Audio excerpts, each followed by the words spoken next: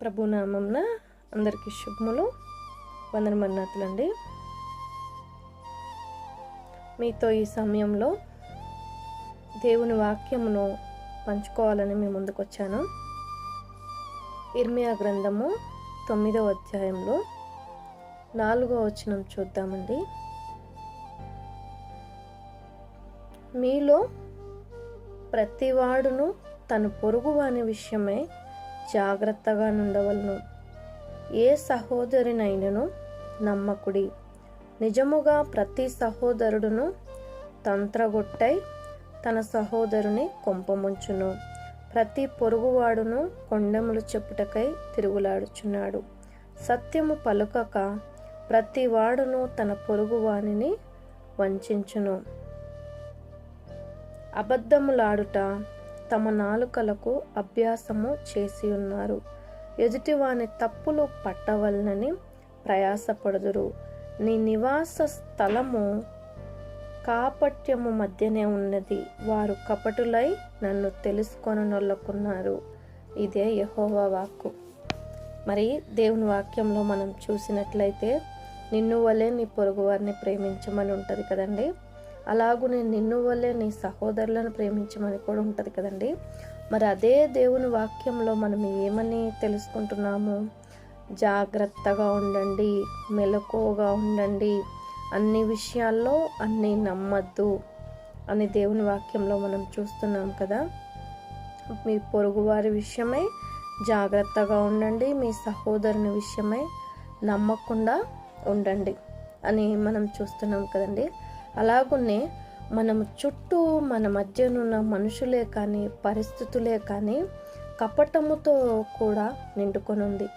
మరి అలాంటి మనుషుల మధ్య మనం ఉంటున్నప్పుడు మనకు దేవుని ప్రార్థన, మెలకువ, వెలిగింపు, మరి మనకు ఎలాగున మనము మన చుట్టూ ఇటువంటి మనుషులు ఉన్నప్పుడు మనం ఎలా తెలుసుకోగలమండి? తెలుసుకోలేమో అని అనుకుంటూ ఉంటాము, కానీ తెలుసుకోగలమండి. ఎలాగనంటే దేవుడు నీకు ఆ వెలిగింపునిస్తారు. అది దేవునిలో మనం ఉన్నప్పుడు, దేవుడు ఆ వెలిగింపును మనకిచ్చినప్పుడు మనకు ఎవరు ఎటువంటి వారు అని మనకు ఖచ్చితంగా తెలుస్తుంది. కనుక దేవుడు ఆ రోజున సిలువను ఆయన అనుభవించేటప్పుడు కూడా, ఆయన సిలువకు ఎక్కే ముందు కూడా ఆయన ఎవరెవరు ఆయనని ఎరుగమని చెప్తారు, ఎవరెవరు ఆయన్ని అప్పగిస్తారో మరి దేవుడు తెలుసుకున్నాడు కదండి.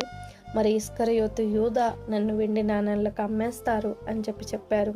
మరి పేతురు, నా కోసం ఇంత ప్రాణం పెట్టే పేతురు మరి నన్ను ఎరగనని ముమ్మారు చెప్తారు అని మరి దేవుడు తెలుసుకున్నాడు కదా.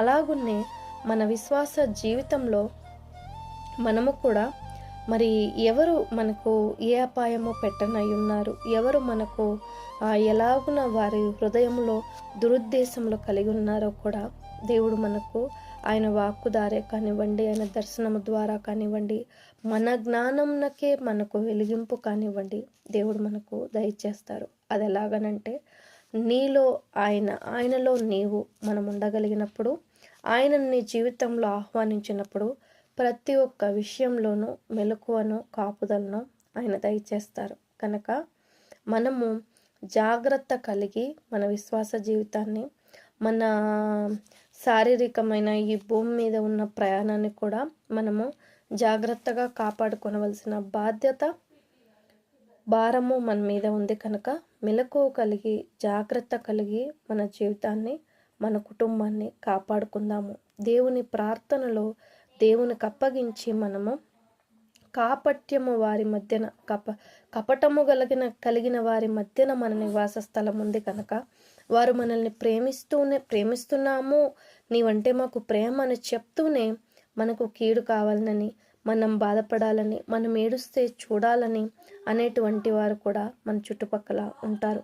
కనుక మనము జ్ఞానము కలిగి, దేవుని యందు భయభక్తులు కలిగి, ప్రార్థనతో మన కుటుంబాన్ని, మన ఇంటిని, మనల్ని నమ్మేసే వారిని మనము గ్రహించి దేవుని పట్ల మెలకువ కలిగి మనం ప్రార్థనతో కట్టుకోవాలి. తప్పులేమన్నా ఉంటే క్షమించండి. జ్ఞానము కలిగి మన చుట్టూ ఉన్న వారి పట్ల మనము మన కుటుంబాన్ని భద్రంగా కాపాడుకోవాలని ప్రభు పేరిట మీకు తెలియజేస్తున్నాను. Praise the Lord. May God bless you all.